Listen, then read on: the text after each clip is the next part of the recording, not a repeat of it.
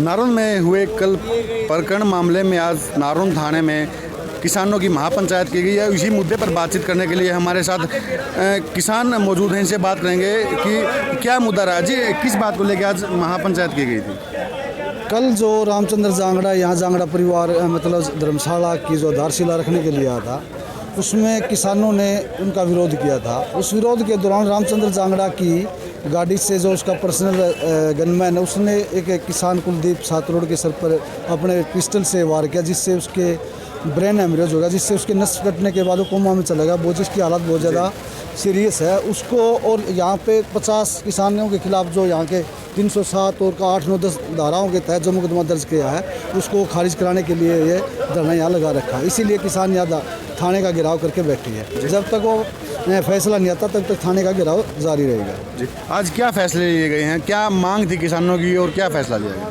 किसानों की मांग थी कि जो भाई कुलदीप को चोट लगी है, उसके परिवार की तरफ से या संयुक्त किसान मोर्चा की तरफ से रामचंद्र जांगड़ा और उसके गनमैन के ऊपर 307 के तहत मुकदमा दर्ज होना चाहिए। नंबर 2, जिन किसानों पर मुकदमे किए गए हैं उसको खारिज किया जाए। इसी के लिए मतलब ये पंचायत हुई थी।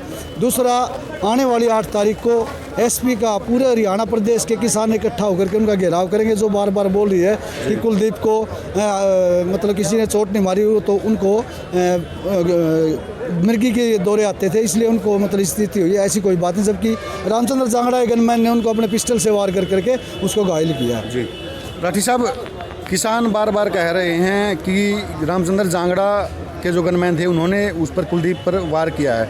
एसपी का कल बयान आता है कि मिर्गी के दौरे से उनको दिक्कत हुई है। भाई, पहली बात तो मैं इसकी बड़ी घोर निंदा करता हूँ इस बयान की। जी, एसपी को डॉक्टर थोड़ी लग रही है। 11 महीने तो हमने साथ रहना नहीं हो गए। हमने तो कदे कौन देखे मिर्गी के दौरे या किसी प्रकार की और बीमारी। देखो, हम इस बात की घोर निंदा करते हैं। ये एसपी नहीं बोलने लग रही, सरकार बुलवाने लग रही है एसपी से। एसपी पुलिस तो है ही नहीं, कहाँ है पुलिस, दिखाई नहीं देती। सब बीजेपी के वर्कर हो लिए हैं। ये बीजेपी के इशारे पे काम करने लग गया। सारा सिस्टम प्रदेश का नाश कर दिया है। मैं तो कहूँ कि तानाशाह तो हमने देखे थे, पर इनसे बड़े तानाशाह नहीं देखे। ये तो मन ऐसा लगा है बीजेपी वाले तालिबान का रिकॉर्ड भी तोड़ देंगे। आज पुलिस नाम की कोई हरियाणा में चीज़ नहीं है। पुलिस का मतलब क्या है? एक आम आदमी को न्याय देना, सबको एक नज़र से देखना, जो भी गलत काम करेगा, कानून तोड़ेगा, उसके खिलाफ मुकदमे बना देना, यही होता होगा ना पुलिस का काम है। लेकिन आज हरियाणा पुलिस क्या करने लग रही है? प्रशासन तो अभी भी ये कह रहा है कि किसानों ने ये गलत काम किया, विरोध की गाड़ी तोड़ी है, तो उन्हीं पे मुकदमे दर्ज किए। किसान मुकदमे दर्ज कर दी झूठे, जबकि गाड़ी तोड़वाई है बीजेपी का ही कोई षड्यंत्र है, या फिर किसान घायल हो गया उसके बाद में किसी ने लट मार दिया होगा। 2 कारण है। लेकिन मैं पुलिस से ये पूछना चाहूँ, रामचंद्र जांगड़ा पर मुकदमा क्यों नहीं दर्ज करे आपने? जो दोषी है, जो एक छोरा मरण लग रहा है हॉस्पिटल में, सारी दुनिया के सामने है, डॉक्टर ने कह दिया चोट लगी इसको यहाँ, फिर इसकी नस फटी। एक बात बता भाई, उस पर मुकदमा दर्ज कौन करे? फिर हम क्या कहेंगे, पुलिस तो अपना काम कौन करने लग रही? पुलिस तो बीजेपी सरकार के दबाव में है। जब दबाव में तो फिर वर्कर हो गए, वो पुलिस कहाँ बच गई? न्याय की बात करने वाला कौन बच गया? सिस्टम क्या है? आज पूरा दिन नारून पुलिस स्टेशन में महापंचायत चली, प्रशासन आमने सामने था, किसान थे, कोई बातचीत नहीं हो पाई, क्या कारण रहे? ऐसे जी देखो, प्रशासन ढीठ हो चुका है, सरकार ढीठ हो चुकी है। सरकार ने प्लान कर लिया है, जातिवाद का खेल खेलो और वोट ले जाओ। जी, बस साफ बात, जातिवाद फैलाना चाहती है। मैं तो कहूँ दुर्भाग्य है हमारा कि हम ऐसे प्रदेश में रहने लग रहे हैं जिसमें विकास की बात करनी चाहिए, रोजगार की बात करनी चाहिए, वहाँ ये नेता लोग जाति की बात करते हैं। बड़ा दुर्भाग्य है कि राज्यसभा सांसद है, उसको मैं कहूँ उसको नौकरियों की बात करनी चाहिए, उसने युवाओं को नौकरी देनी चाहिए, रोजगार की बात करनी चाहिए, विकास की बात करनी चाहिए, वो जाति की बात करे। शर्म की बात है, डूब के मर जाना चाहिए नेताओं को।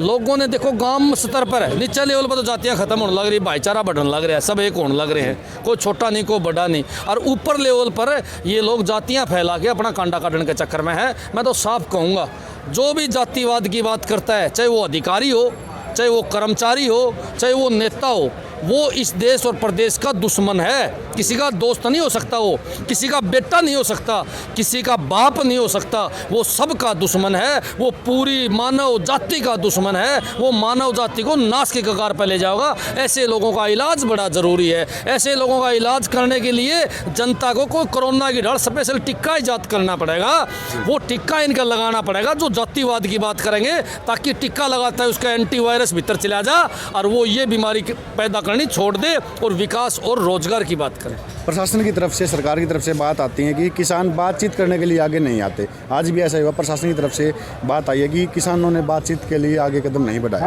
आगे कड़सी गाँव नू पूछा उसने भाई कड़सी कहाँ गहाना है नू तो बता दे, जबकि धरना पुलिस स्टेशन के अंदर ही था।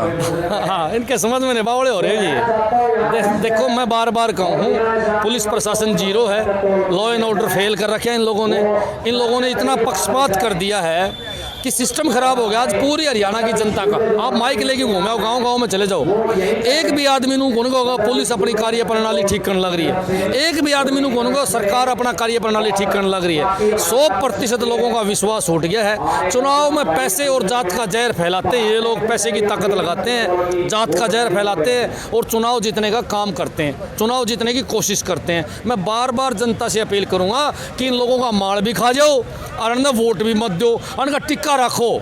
जब भी वोट मांगना ना हो, कोरोना वाला आने के टिक्का लगा दो इनके, ताकि इनके अंदर का जहर खत्म हो जाए और ये भी अच्छे आदमी बन जाए। अगर 8 तारीख को भी किसानों की सुनवाई नहीं हुई, मामले रद्द नहीं हुए, तो आगे की रणनीति क्या रहेगी किसान? आगे की रणनीति क्या होती भाई साहब? एक धरना आड़ा लग गया, एसपी दफ्तर का लगा दें, और क्या कर सका, हम के लट बजा सका।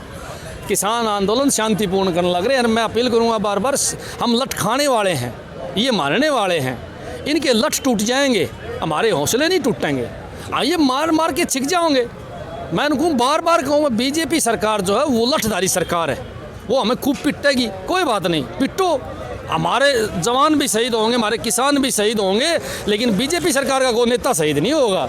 ये मेरे से आप लिखवा के ले जाओ, किसान शहीद हो जाएंगे, जवान शहीद हो जाएंगे, लेकिन एक नेता शहीद हो जाए, मैं आड़े बैठा हूँ, किसी के नेता खरोद लग जाए, मेरी गारंटी है। इन लोगों ने तो जवानों को और किसानों को मरवाने का ठेका ले रखा है। ये तो बीजेपी सरकार इस प्रकार की सरकार है जो जवानों को मरवा के ही राज में आती है। भाई साहब, पीछे का इतिहास आपने पता हो, मोदी खोपरी वाला सारे दुनिया जाने है कि वो किस प्रकार का नेता है। इस देश का दुर्भाग्य है जिस दिन इस देश के ऊपर गृह मंत्री के पद के ऊपर एक ऐसा नेता बैठा जिसका इतिहास ही बदमाशी का है। तड़ी पार था, वो दुनिया तक दबा रखा था, महाराष्ट्र से काट रखा था, गुजरात से काट रखा था, और वो नेता गृह मंत्री बन गया। तो भाई साहब अच्छे काम है, खड़े गिनती करोगे, उग्रवादी उसके यार है। तो मैं तो साफ कहूँगा कि जवानों को, किसानों को मरवा के राजनीति करने वाली सरकार है और भ्रष्ट लोग हैं। और मैं तो कहूँगा आम जनता से, भाई टिक्का तैयार कर लो, लगा दो अब की बार बीजेपी आड़ा, ताकि अंत हमारा पेंडा छूट जाए। बहुत बहुत धन्यवाद। जी क्या कहना चाहिए? कल जो रामचंद्र जांगड़ा जी आए थे, वो किसी जांगड़ा परिवार के या रामचंद्र जांगड़ा का विरोध नहीं था, वो सांसद, बीजेपी के सांसद रामचंद्र जांगड़ा का विरोध था, जिसमें काफ़ी लोगों ने जातिगत रंग घोलने की कोशिश की है। बाद में हमारे गांव में बातें चली हैं कि जाटों ने ये कर दिया, वो कर दिया। ये किसान आंदोलन 36 बिरादरी है, किसी एक जाति का नहीं है, और 36 बिरादरी लोग इसमें बढ़ चढ़ कर हिस्सा ले रहे हैं। एक जाति को आगे रामचंद्र जांगड़ा ने बोला है कि ये छोटराम का विरोध नहीं किया। जब चौधरी वीरेंद्र सिंह छोटराम की प्रतिमा पर फूल माला चढ़ाने के लिए सबसे ज़्यादा मोटरसाइकिल लेके लोग उसके साथ पड़े थे, क्योंकि वो उस टाइम बीजेपी का नेता था।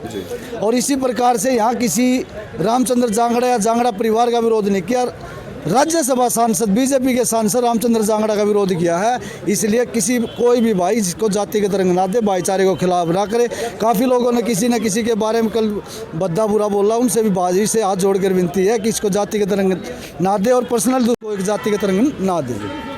ये थे नारनौंद हल्के से किसान, जिन्होंने किसान महापंचायत में हिस्सा लिया और इन्होंने साफ कर दिया कि जब तक किसानों पे हुए मामले रद्द नहीं हो जाते और जब तक राज्यसभा सांसद रामचंद्र जांगड़ा पर मामले दर्ज नहीं किए जाते व उनके स्टाफ पर मामले दर्ज नहीं किए जाते, तब तक हमारा धरना अनिश्चितकाल रहेगा और 8 तारीख को एसपी ऑफिस का घेराव किया जाएगा। लेकिन ये तो आने वाला समय ही बताएगा कि सरकार किस तरफ फैसला लेती है या फिर किसान किस तरफ फैसला लेते हैं। कैमरामैन दीपक गिरधर के साथ रोहित पांचाल, SB न्यूज़।